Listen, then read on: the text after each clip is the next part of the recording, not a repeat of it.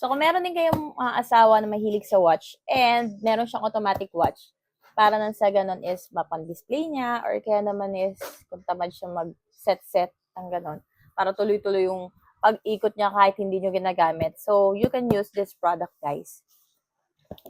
So, itong product na to is regalo ko sa asawa ko. Yun nga lang, alam niya to.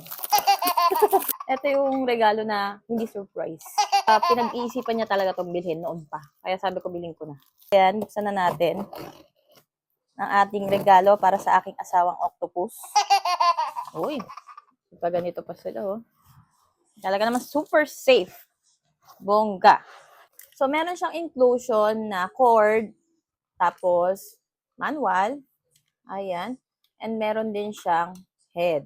Dahil nga, syempre, this is automatic, so kailangan natin ng i-charge siya or isaksak para umandar. Napakita ko na sa inyo kung gaano kaganda tong item na to. O, diba? So, meron itong ibang color which is parang gray or matte black. Pero ito yung napili ko. Ayan, aesthetic. Bukasan siya dito. Ayan. Pero syempre, sasaksak natin yung saksakan. And ito yung mga kanyang pindutan. So, paano nga ba natin ilalagay yung ating mga watch? So, tatanggalin lang natin to. Ayan. And then, ilalagay natin yan ganyan. O, diba? Ayan yung watch na yun na binili namin. And after namin bilihin, nahuli asawa ko sa Commonwealth.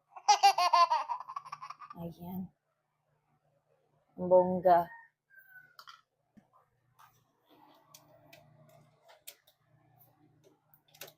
Ayan. Uy!